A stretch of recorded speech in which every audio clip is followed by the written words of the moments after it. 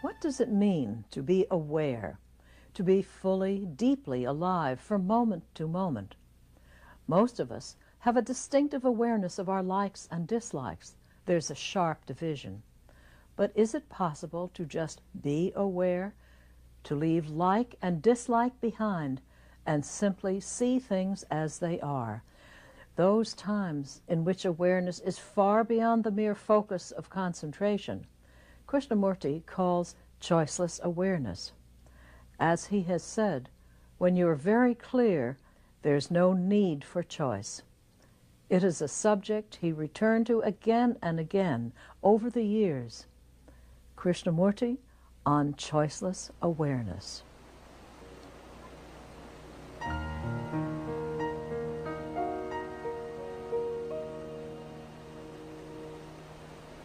How do you look at this marvelous sight,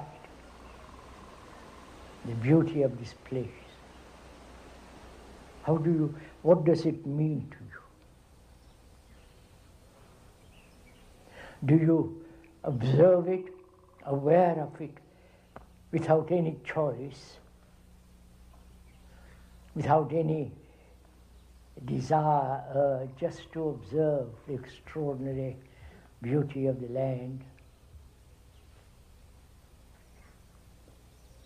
Or when we are aware, is there always a choice?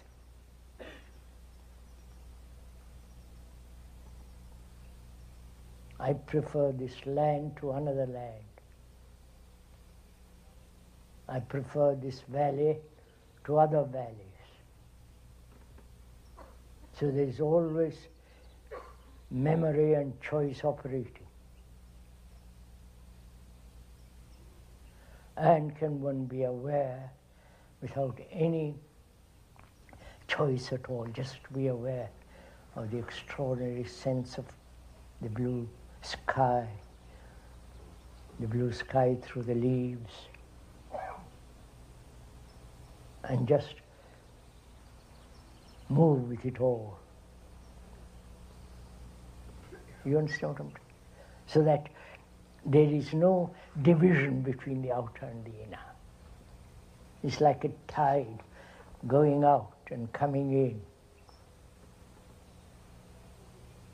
There's an awareness of this world outside of us and an awareness of the world deep inside of us, conscious as well as the unconscious. When one is really deeply conscious or aware, there is no remnant or hidden unconscious movement. I don't know if you have gone through all this, if you have done it, not merely listen to a lot of words. So awareness is this movement of the outer and the inner, and discover for oneself whether there is a division between the outer and the inner. What is concentration?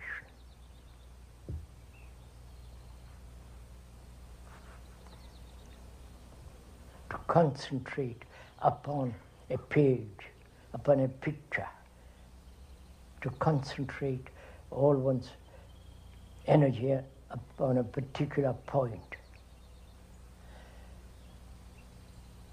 in concentration, there is always one who tries to concentrate. And in that concentration, there is an effort and control. So there is a controller and the controlled in concentration.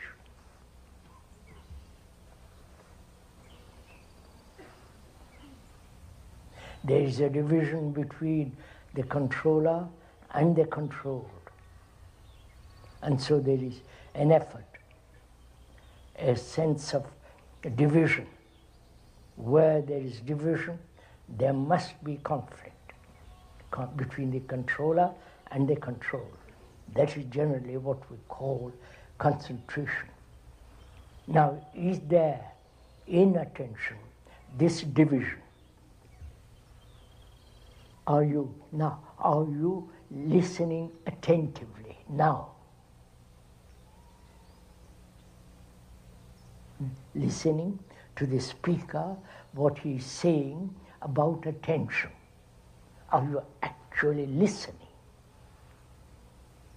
And when you really listen, there is no center as the me who is listening. You follow me?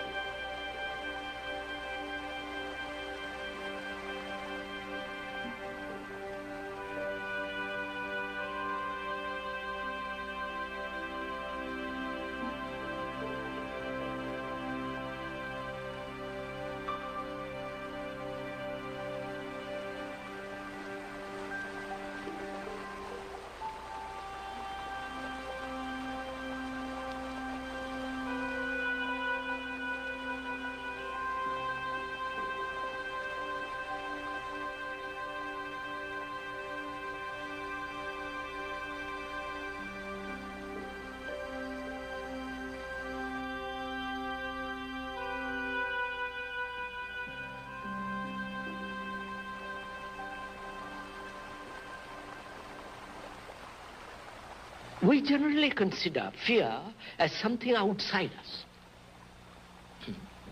So there is this question of the observer and the observed. Now, is it possible to look at fear without the observer? So that you are completely in contact with it all the time. Being aware of fear without choice. Which means the choice implies the observer, choosing whether I don't like this, I like this. Therefore, the observer is, when the observer is absent, there is choiceless awareness of fear. All right. Right. Therefore, the word prevents being completely in contact with fear. Yes, yeah. Words can be a screen. Yes, that's all what we are saying. All right. So the word mustn't interfere. True. All right. We have to get beyond that. Beyond the word. Right. But is that possible to be beyond the word? Theoretically we say yes, but we are slave to words. Far too much so, yes. I mean, it's obvious. We are slave to words. All right. So the mind has to become aware of its own slavery to word. Realizing that the word is never the thing. Right. So the mind is free of the word to look. All right. That's all implied. Now, there is fear at the conscious level, which is one can understand fairly quickly. But there are the deeper layers of fear. So-called at the hidden parts of the mind. Yes. To be aware of that. Now you're talking about whether we can be explicitly aware of the full reach of mind. Yes, full content reach of the mind, which is both the conscious as well as the deeper layers. The totality of consciousness.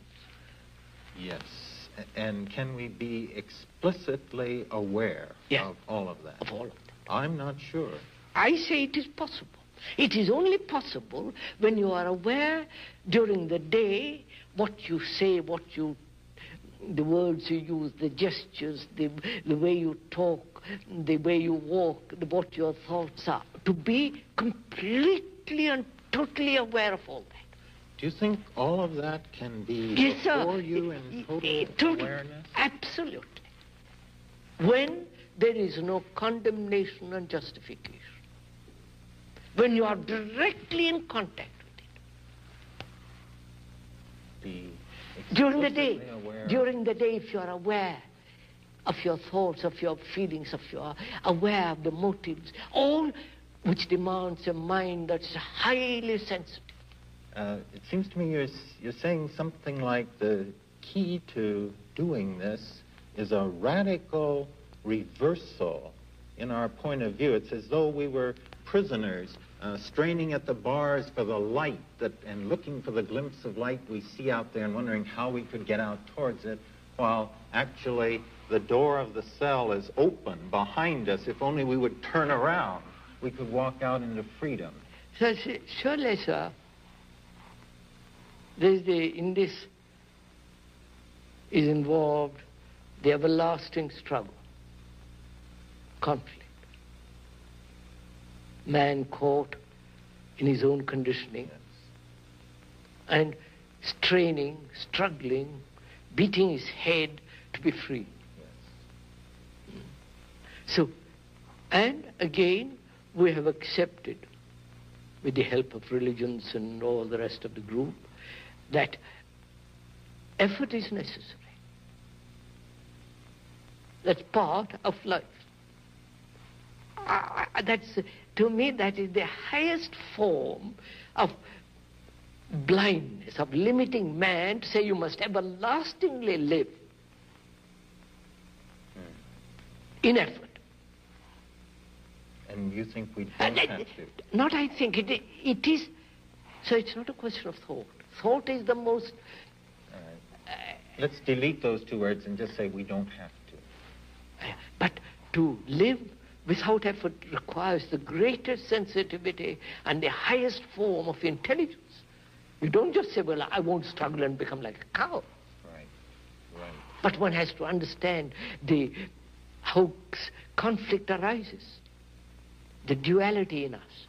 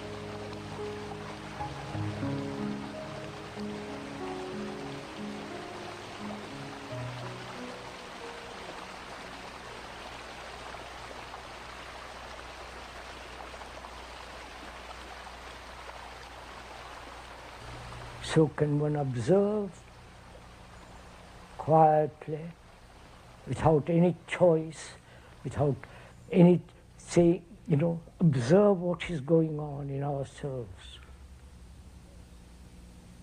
The mirror in which we see our faces.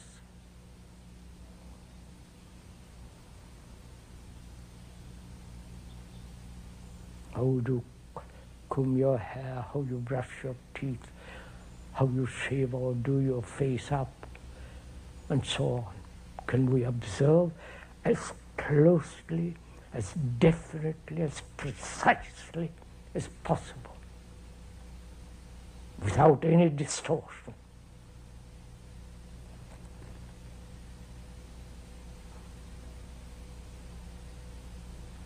That means we have to understand the movement of choice. Please ask yourself, why do we choose psychologically? Inwardly say, I'll do this, I won't do that. This is right, that's wrong. I'm violent, but I must become non-violent. I have pride, but I've become humble. You understand? This inward choice going on all the time. Is there choice at all when there is clarity?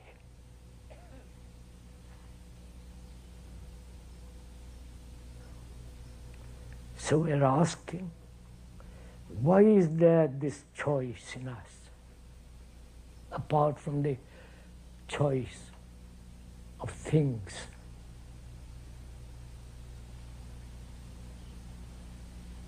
Could we look at it for a minute? Human beings throughout the world inherited probably from apes and so on. They are violent people, human beings are, throughout the world.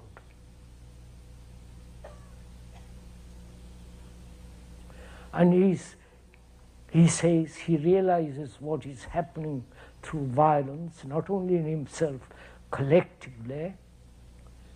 He says that let us be non-violent, let's practice non-violence, let's talk about non-violence, let us use that instrument politically, and so on.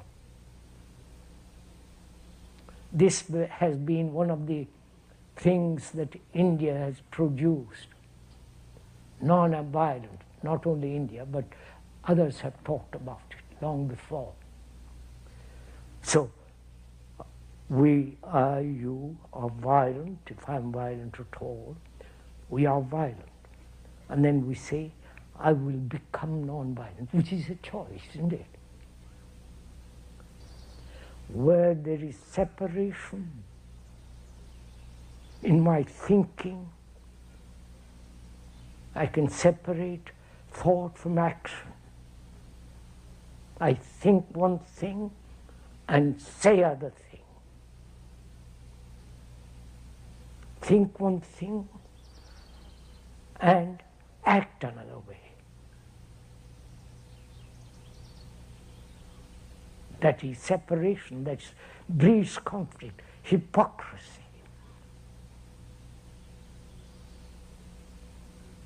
So one can go into this question of conflict very, very deeply. And when you begin to understand the nature and structure and the way of its subtlety, as you watch it, they're very watching without any choice, that in that watching you will see that conflict ends. And that requires great attention to every thought, every action, every way of inward feeling. And if one wants to end that conflict, we have to give tremendous attention to it. Not casual attention, not one day or one week later, but keeping that attention moving all the time.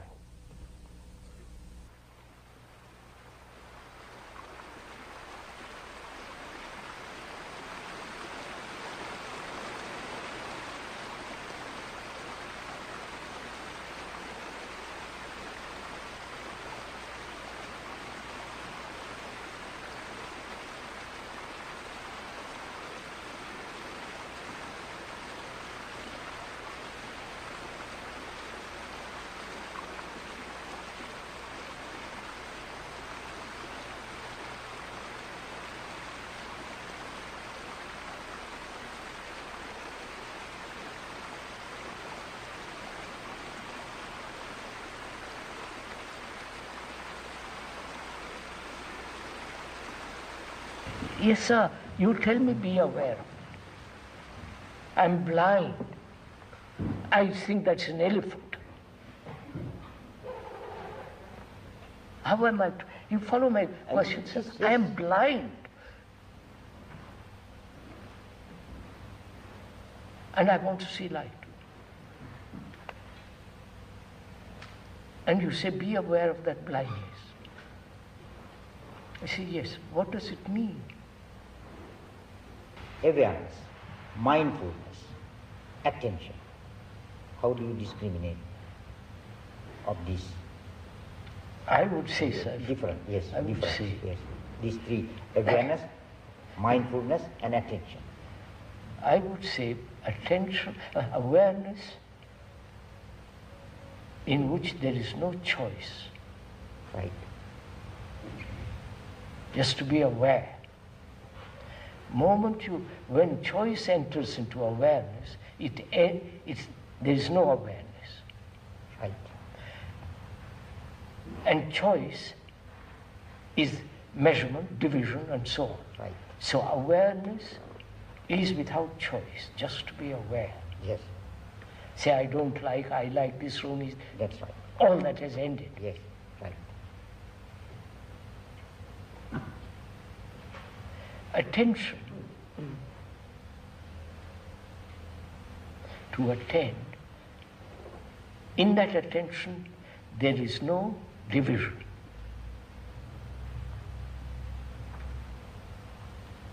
Also, that means no choice. Leave for the moment. Yes. Attention implies no division. Me attending.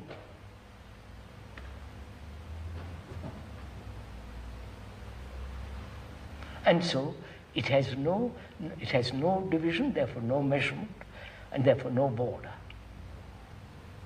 One can be aware of what kind of dress you have.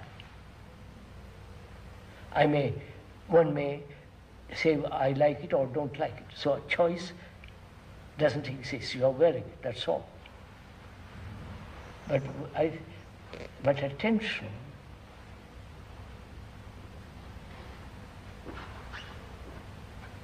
in that there is no attender, one who attends.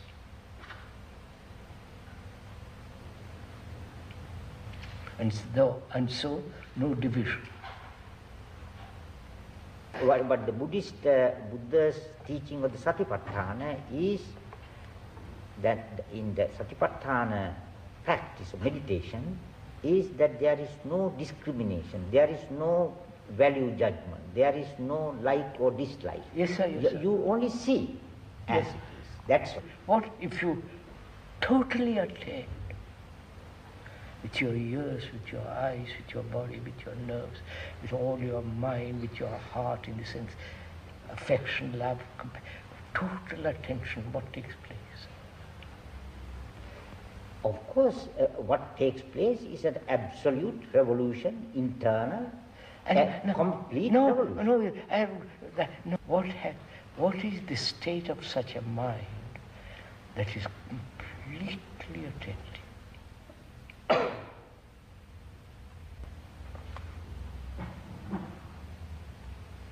See, but it has no quality. Pardon? It has no quality, no center, no, having no center, no border. And this is an actuality. You can't just imagine this.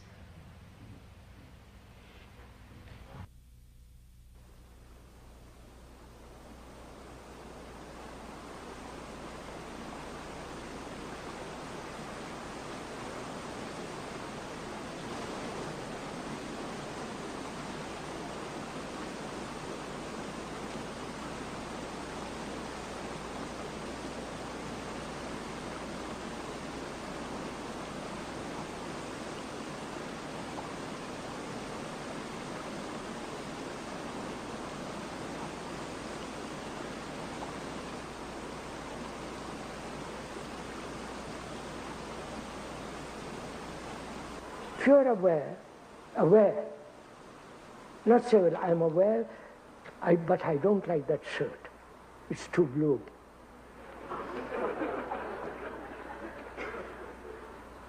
So I was told this morning.